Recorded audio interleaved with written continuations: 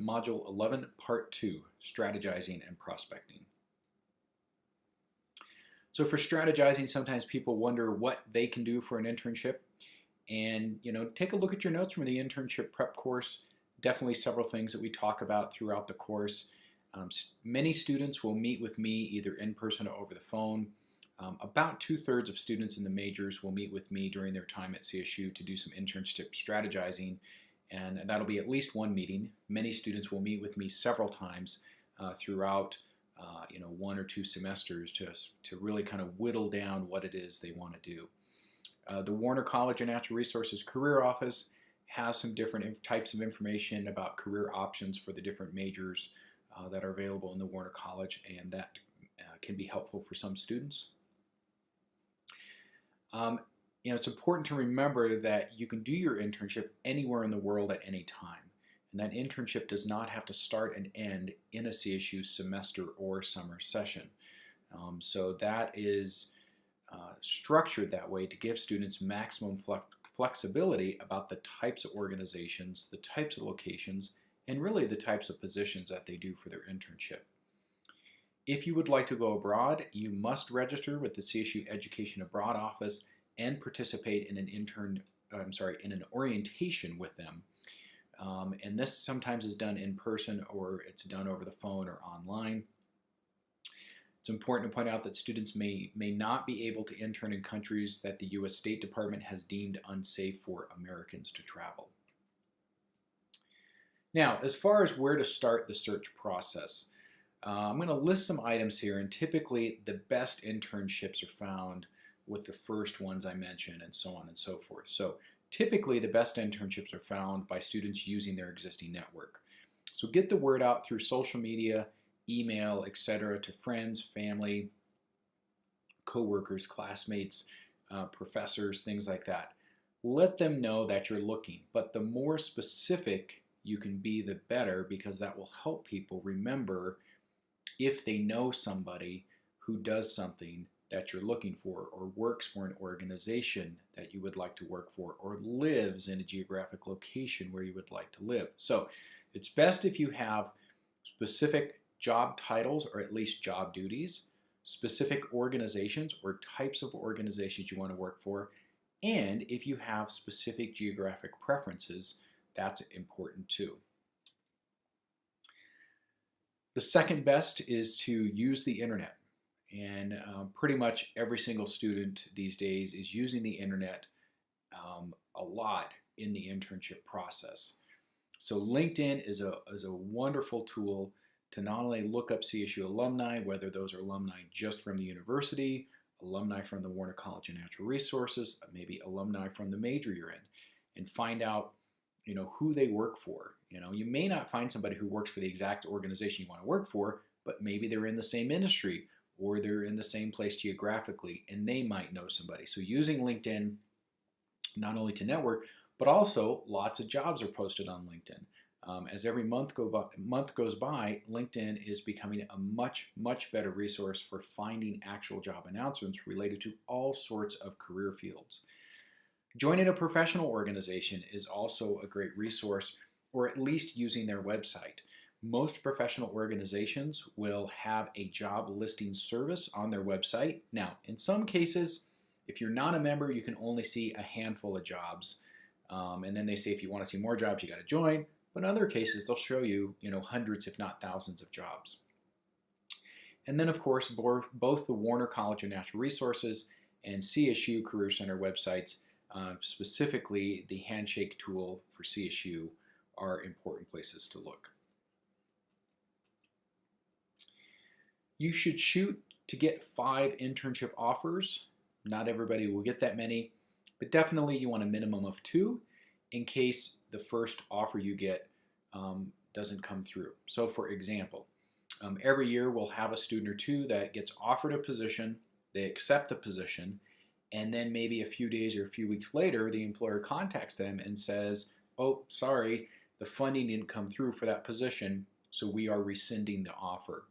Well, if you've got at least 2 offers, even so if you've turned down offer 1 and you've accepted offer 2, you can always go back to offer 1 and see if it's still available. Because if they offered it to you, it meant you were a candidate that they wanted. And so as long as you're professional throughout the job search process, this is something that's okay to do. And of course, if you have more than 2 offers, then you've got lots of fallback options if something falls apart after you've accepted it. Now, sometimes people are not finding job or internship announcements on websites, whether that's Handshake or the hundreds of other websites that are out there that have job listings. So if you're not finding job announcements that you want to apply for, then a technique that you might try, and many students have used this and been successful, is to do a Google search for organizations that you might want to work for, and then contact someone who works for that organization via email. And this is a prospecting email. It's very brief and to the point. You're not using the word internship right away. The gist of the email is that you are exploring the possibility of securing a seasonal position with that organization to use as your internship. And that's what most students do. They secure a seasonal position to use as their internship.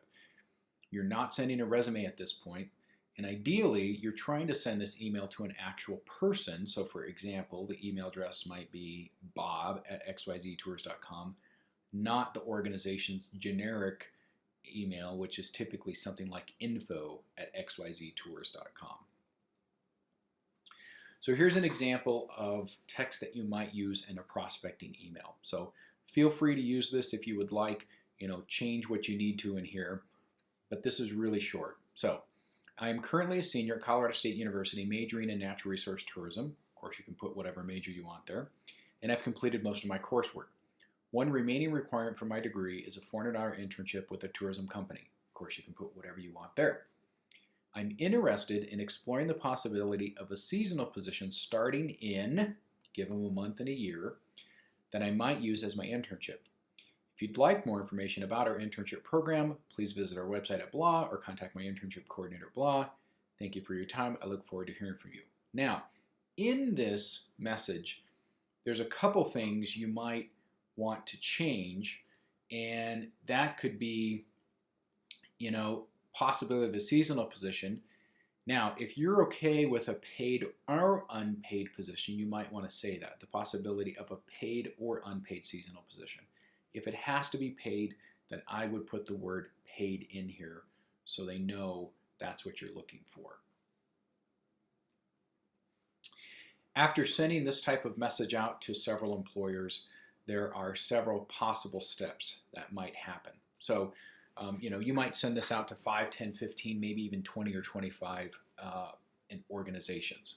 So first thing is, what if they don't email you back? Well, a lot of tourism companies that are seasonal, say like whitewater rafting, most of them are closed in the winter. So they're probably only checking their email every week or maybe 2 weeks or every 3 weeks or every 4 weeks, right? So if you haven't heard back from a person that you emailed after 2 weeks, professional time frame to contact them again would be 2 weeks. So follow up with another email in 2 weeks or maybe a phone call and just ask if they got that email, the first email you sent. Some employers might email you back right away and say, oh yeah, we have students all the time that get seasonal positions with us and use it as the internship for their university. Please send us a formal cover letter and resume, or please click on this link and fill out this application online.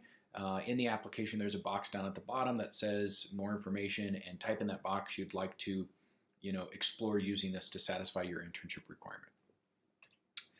Some employers might say, well, we've never had a student intern here before, or they might say we've only had a few students.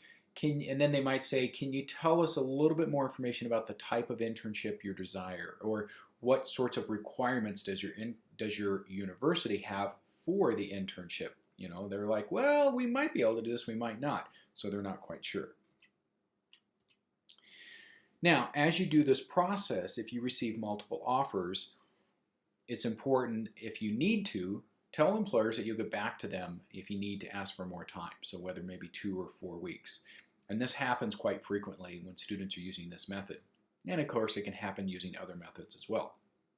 But here what you can do is say, use language, use words like learning and education. So you might say something like, if you get an offer, you might say, and you're waiting to hear back from another company, they might say, thank you very much for the offer.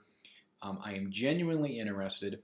However, I would like to make sure that the job, the internship I select is the best fit for my educational goals. As such, I'm waiting to hear back from a couple organizations. Would it be all right if I got back to you in 2 weeks or 4 weeks or something like that? Now, you can tell them if you have another opportunity. So if you've already got one offer and and then you get another offer, sometimes people say you shouldn't tell them you have an offer. I think it's okay again, but put it within the context of this is a learning opportunity, it's educational, it's part of your degree program.